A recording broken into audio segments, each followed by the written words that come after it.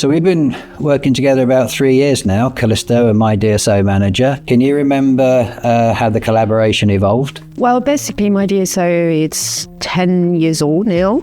We celebrate our 10th anniversary, French-based company with French-based customers. And the whole idea is to go international as well and not just focus on the French community and French customer, because we believe our solution can be expanded to all type of companies international as well. And Callisto being so present in Eastern Europe, where you have so many companies there with SSC, totally makes sense in getting a partnership together and see what we could do with you being so present. Definitely, yeah. And I remember when Yalda first contacted us, and it was exactly that. You wanted to expand into a much wider market and the shared service center market. And what kind of came through also was the shared vision to do something a bit different, and also the passion as well from Yalda and Bertrand and yourself. There was the passion that we have as well. So that was very much one of the meeting points, that we had this energy and desire for all things credit control, which was, yeah, I know when we, after that first conversation, we thought, yeah, we got to work with these guys, right? I'm very happy that we are. Well, it's the things, my DSO started by a credit manager, so he knew what was needed. And at the end of the day, what we tend to find in any size company is that first, they don't know about credit management to start with. They just see us as finance, boring, or just doing cash collection, but there's so much more to it. So the whole idea of Bertrand was to say, okay, I'm going to create a tool that makes sense for credit manager. And when you've been a credit manager, obviously that passion comes out. I mean, I'll never thought with 20 odd years of experience that I'll say I'm passionate about my job, but I love it. So obviously it will translate back to our customer, because when you introduce yourself, when you implement a project with our customers saying, well, I used to be a credit manager, I know what you're going through. Yeah. And that tool will just help you to gain time, to be more adding value, not just about quantity, it's about quality. And we all know as credit manager that we don't have the time, we don't usually get the resources. What can we do? Well, make sure we have the best tool that support ourselves and our team, so that we can deep dive into adding value, not just for the end customer, but for our internal customer as well. That's why it's so great about this tool, because it's so collaborative. And what we know about credit management, I do believe, maybe I'm wrong, but don't think so, is that is the only finance rule that goes through all the different services. Oh, absolutely, yeah. Which is not always the case with finance. We always see that image of the chartered accountant, just, greasy hair and with the glasses, that type of stuff. Well, our job is to go and see the end customer, make sure it gets paid, which is not the best in terms of jobs ever, but is to be there to support the growth of the company.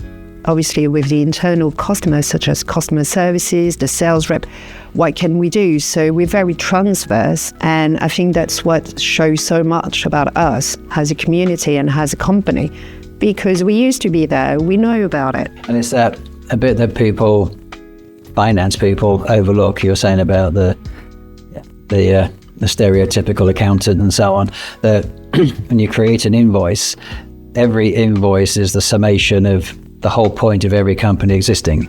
So right from the buying stock and inventory, manufacturing and R&D and all the rest of it, sales and marketing and everything. At the end of the day, it's about selling products. And every sale is represented in an invoice, and every single invoice goes through the credit control team. I think this is the fundamental point that's overlooked, right? And as you said, it's not always deemed as something important. How can it not be? It's parallel to actually sending the actual product to the customer. The invoice is just a paper representation of all that activity that's taken place. But this is where we came in together. This is what Bertrand and my DSO and ourselves, me also being a credit guy by trade for many decades as well. That's where we kind of connected, really, and that was the shared passion. The message we want to get out there was very much the same. So so it kind of we went forward for that then. So we agreed to work together.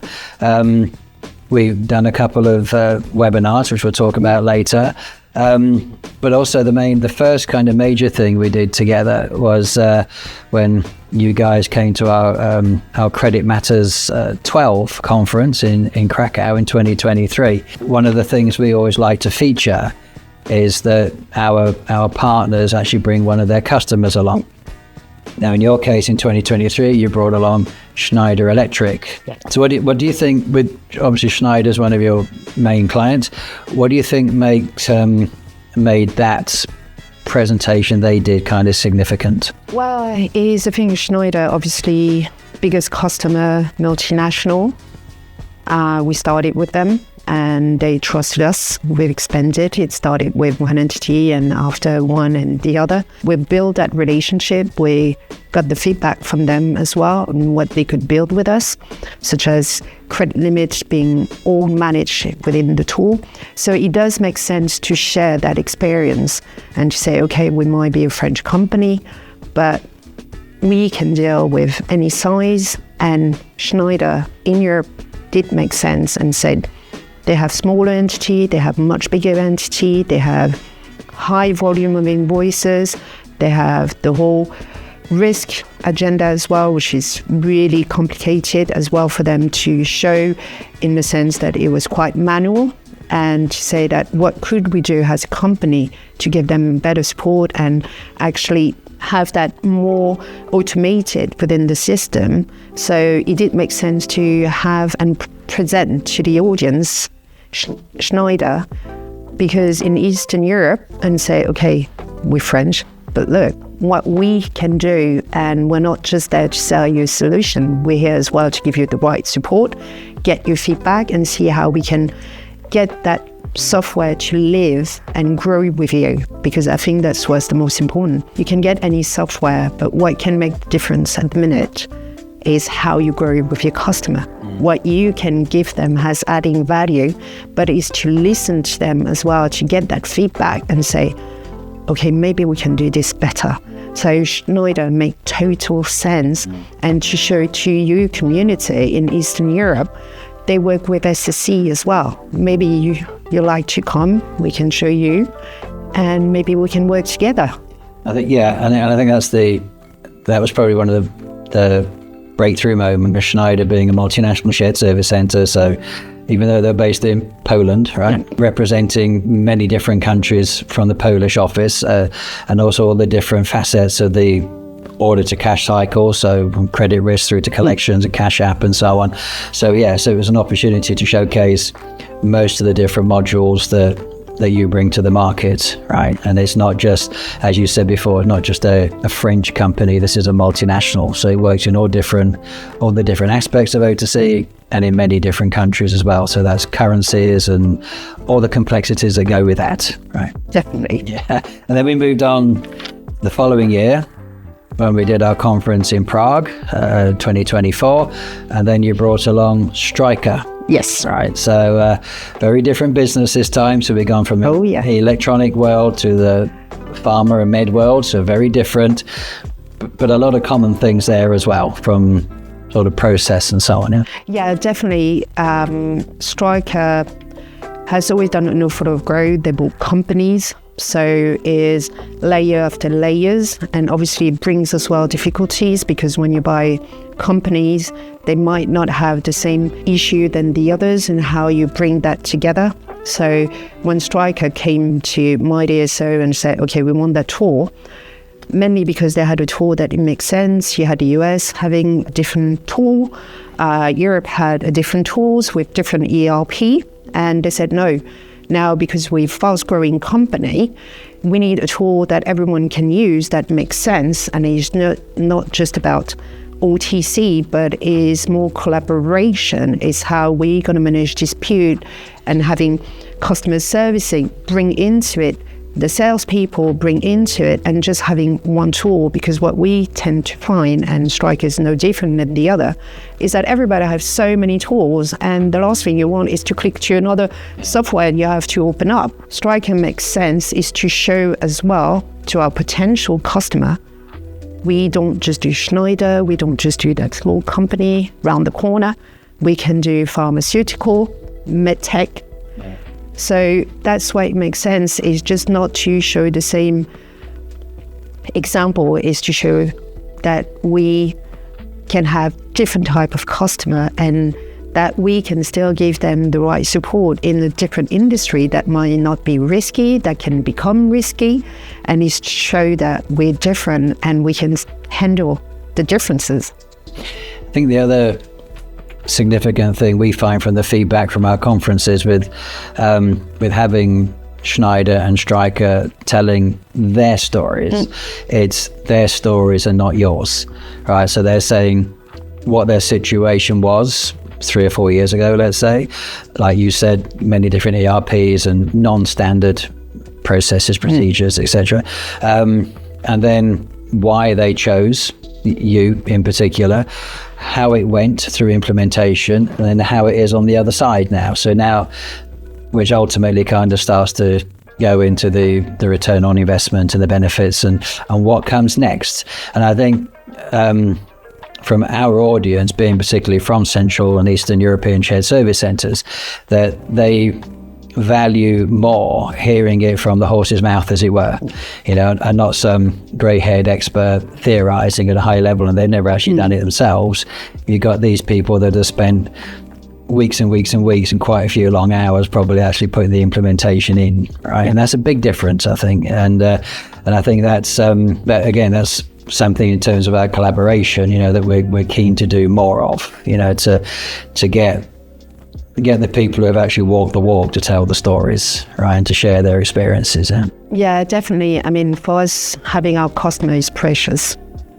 Having them to give us feedback, bringing them to those type of events makes total sense, because as you say, for us, our best commercial is our customer. Yes. Yeah. Because they're not here to sell something. They're here just to share their experience and why my DSO is making sense and why they keep on growing with us and why we supporting them, why we might be different than the others. So having them in those events totally makes sense.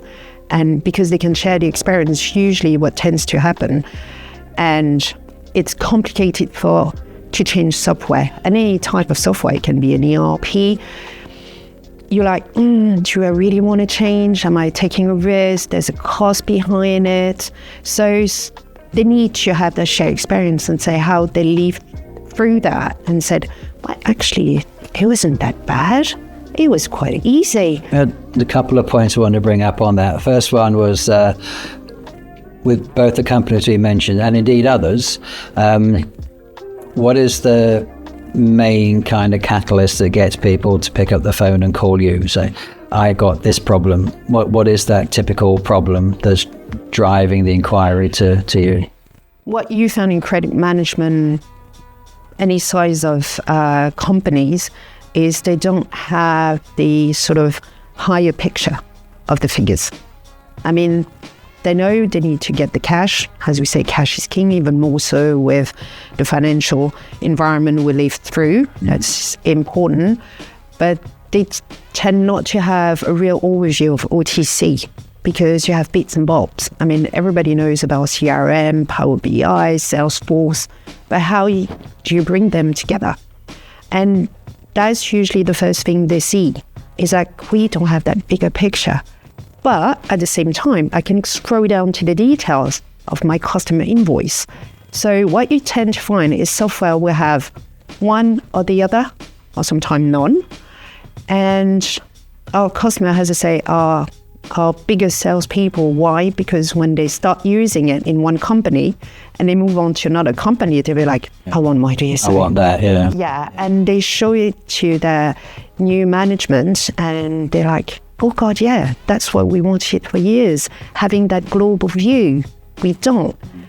But split into everything that matters when it comes down to credit management, the dispute, the overdue, how the risk is managed as well, your credit limit, because what we tend to find, it's archiving, trying to find the information. When you have audits coming in, you're like, oh, good Lord, where's my email? I can't find it. Oh, they're going to be annoying because they absolutely need to show them that I've got the approval. And we had all that. And that's why customer comes to us when they come and say, okay, I'm looking for this. And when we show them all the functionality, they'll be like, God, it's much more powerful than I thought.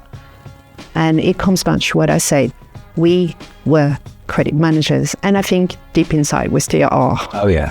You never lose that. No. You never lose. And we mustn't. It's quite common to have many different instances of ERP systems. And you said you got your Salesforces and ServiceNow and whatever else to capture disputes over here. And very much companies these days, I think, are really starting to realize the perhaps the error of their ways of having a siloed approach before.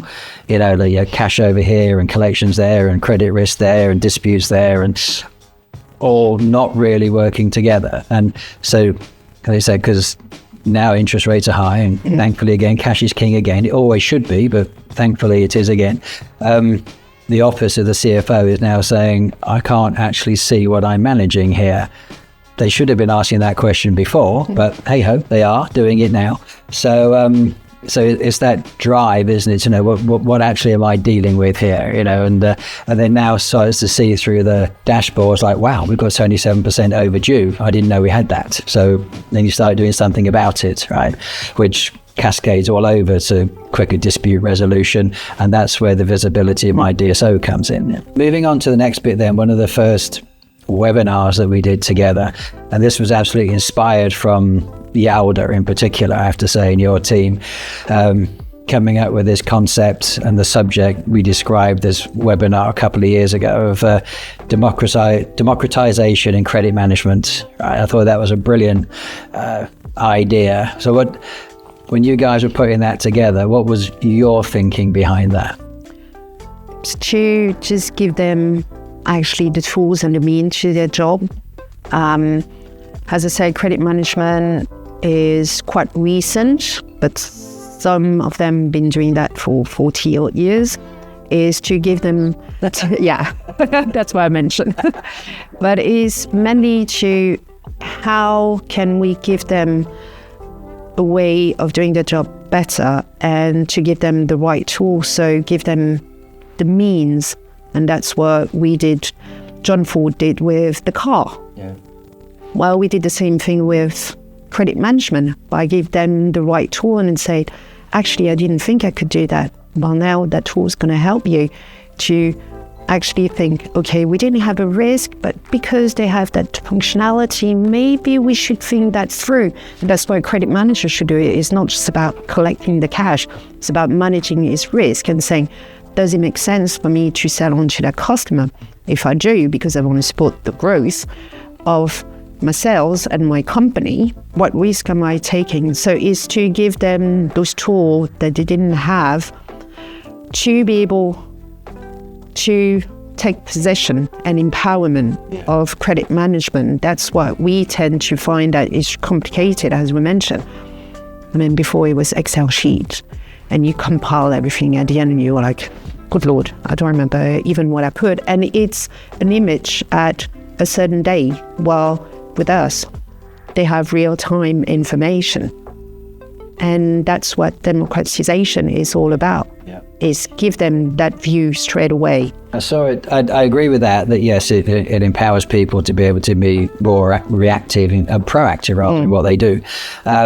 But also what I latched onto, because the word democracy means like power to the people. What I kind of really latched onto when we were preparing to do this webinar, when I think we had something like 400 people attended this session. It was huge, right? It was brilliant. So taking that kind of power to the people aspect was that you could involve a lot more people in the project management. I get very frustrated when companies bring in external people or project teams who have no idea about credit control, but these are the guys that are empowered to set up the software and the processes and the procedures, and they haven't worked a minute in credit control.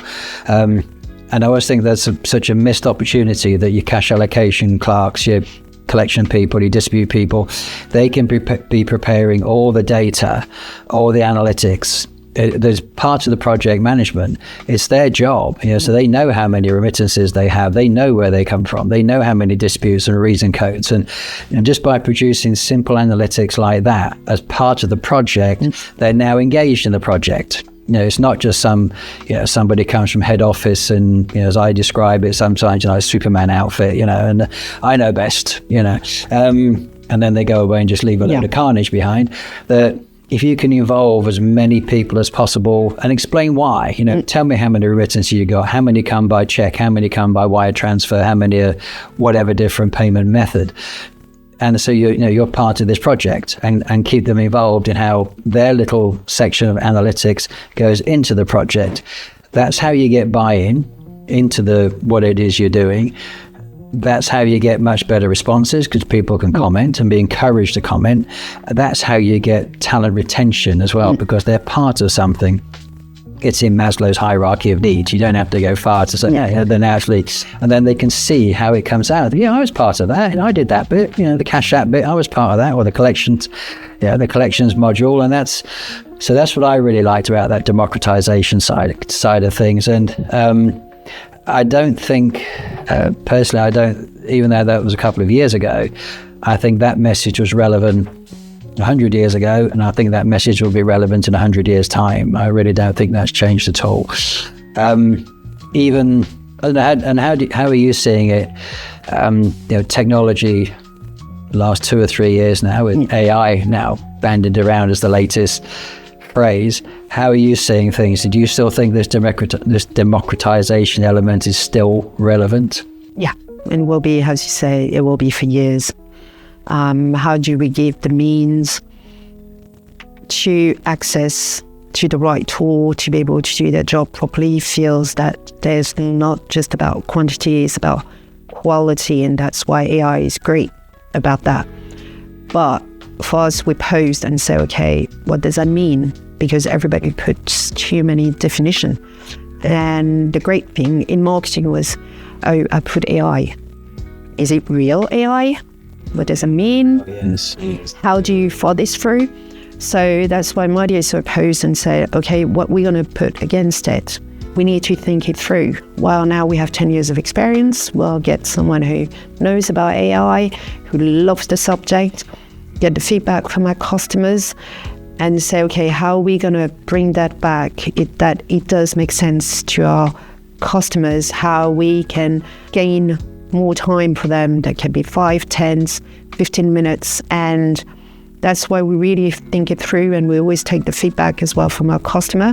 One example, we tested amongst ourselves before we release anything we do related to AI, just to say, okay, does that make sense? We used to be credit managers, so we know when we ask weird and wonderful question, sort of what to expect. So we give ourselves feedback and we're like, okay, that's not working. Yeah. So we keep on working on that, and we release it as well with some of our customers, so to see what they think, and with the great feedback we improve it, and then we'll just give it available to all our customers and say, okay, we had that feature, please do not hesitate to come back to us, because that's how we grow as well, and there might be some great idea we might not have thought about. So it's more relying on new technology to improve ourselves as a company, as a software, to keep on allowing our customer to keep on growing and be there, has the right support, and being partners for years, because that's what we want to do. It's not just one shot. We made a difference, they selected us. How can we make sure that keeps on growing, and that we keep on having the likes of Schneider, Stryker, and many others with us for years, because that's the whole point of it. But we have to embrace the new technology and not be afraid of it. And you said, and the feedback from customers and internal, I think that's more relevant now than it probably has been for 30 years or more. The AI aspect, particularly around the agentic AI, it's putting on databases and creating new workflows or proposals or whatever. But because we are very much in new territory here, it's essential that whatever the AI aspect puts out is reconciled and checked with the old way, because we know there's a lot of volume bias and all these other things going on. It's just teething troubles learning a whole new technology. I kind of liken this to, say going back, say like 30 years when Excel first came along and we were working on spreadsheets. And, we made the mistake saying, well, the spreadsheet says it's 72. Well, we actually know it should have been 36, but we'd done the formula wrong. But we were new to formulas. The principle's the same. One of the good things I think about what we're doing now, it really kind of drives right back to the master data, which has been rather scandalously overlooked for the last sort of 15 years. So AI or modern technology in whatever form is really accelerating data output, accelerating data, dashboards and so on. And you got to be careful, otherwise it can be garbage in, garbage out, can't it? So this is where the democratization comes in again, because you need talented people to really understand what the real data is and how the technology assists in the outputs. Hence that message will never really change. No. Right? The foreseeable future. No, I think at the end of the day, technology will keep on helping. It's now down to us to see what we do with it. Because at the end of the day now we all have cars, hybrid, and we're all happy about that we're not behind a horse anymore. So it's that all that technology, but what we made out of it is not just to say, okay, everybody's going towards that direction, we should be the same. No, sometimes it's just posing and say, okay, how can it help? And as you mentioned, the data is everything. If your data is wrong, it's garbage in, garbage out. And that's one of the, when we do implementation, we usually ask our customer and they realize, good Lord, I need to review my data. It's not good. Yes. And it probably hasn't been looked at for decades, and go right back to begin. So you're fine. I remember doing something similar years ago when we were we were doing a e-invoicing project way before what we're doing now, but an e-invoicing project. So I was doing this deep dive into the master data, just looking at payment methods and payment terms, and I found we had 72 templates of invoice.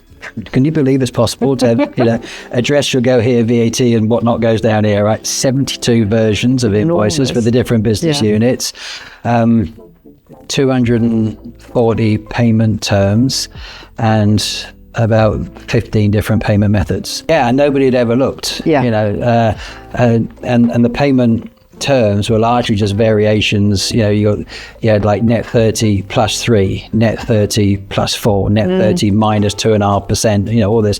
But it was all, and this business unit would have this and this business unit would have that. And wherever you have duplication, you're a million miles away from lean. Right? Yeah. Again, a great opportunity for project management, a very simple project management. Just, you only need 10 payment methods. You only need 10 payment terms. And in multinational world, you can be selling to the same company in different countries and have completely different payment methods and payment terms. So this is where the technology, my DSO, comes in, is to have the first to have this visibility to create the standardization. And where you have standardization, you take out waste, and that's where you have efficiencies, and that's where you make profits, right? Definitely. And that's the better way than just getting rid of headcount. You actually fix your systems, right? Save millions that way. Because at the end of the day, it's not about reducing those teams, we need them, but it is to give them the feeling that they're more into adding value, that what they do makes sense. Because what we found in finance, and we've all been through that, is that we've been asked to do reporting and this, we have deadlines, but we don't have the tools to be able to do it. So as we mentioned, you end up having to take 10,000 Excel sheets trying to consolidate and find, it's like, good Lord, my formula didn't work. And you're going to spend 2 hours trying to find where the mistake is. Well, with my DSO, they have everything they need when it comes down to OTC. They have that overview and saying, okay, I can automate some of my dunning letters, and I concentrate on what makes sense. Bad payers, my dispute, trying to get the other services within tool, the whole collaboration, see how I can support my end customers. Because at the end of the day, what you want is for them to pay, but sometimes is to give them the right support. And the customer experience. Exactly. Which is like reducing invoice disputes and so on.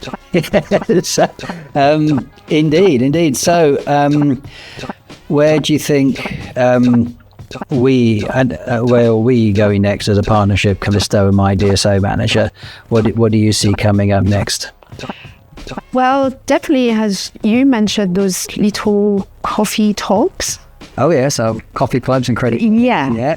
No, definitely. I think it's great to be able just to speak to actually the professional, see what they're going through as well, because that keep us on our toes to see, okay, what's next? What can we do? What type of difficulty they might have? What can we improve? And just to have that exchange, it's important. In Callisto, with all the events that you're doing, the one in May, Callisto Grange, which in Budapest, which is absolutely fantastic because that gave us as well. It's growing with that partnership with you because it does make sense, and obviously we can bring other customers, but it's more with those webinars, those little credit coffee, and see how we can keep on building that relationship to show that it makes sense, and we can talk about credit management. Yeah, there's a tool, but why are we so relevant talking about credit management? Yeah, I think I agree that, and certainly we'll do more online events together because they're quite popular and a quick way to get to people. As you said, we've got the conference, but also something else that works quite well. We do what we call a situation room workshop as well, which is very interactive and is a lot of fun. And then it's also a good way to get 20 credit professionals together and to actually do something as well, rather than being talked at. They're actually very much interactive in problem solving and acting as if they were the boss of the company, right? And that's the point of the situation room. And I'm sure there'll be a couple of mentions for, why would you choose such and such a company as your third party partner? Yeah, no, definitely it will be a pleasure to be part of that. Looking forward to it. Many things to come next year. Definitely. Noy, thank you very much. It's been a pleasure talking to you today. Yeah, definitely. Always. Thanks a lot. Cheers. Thank you.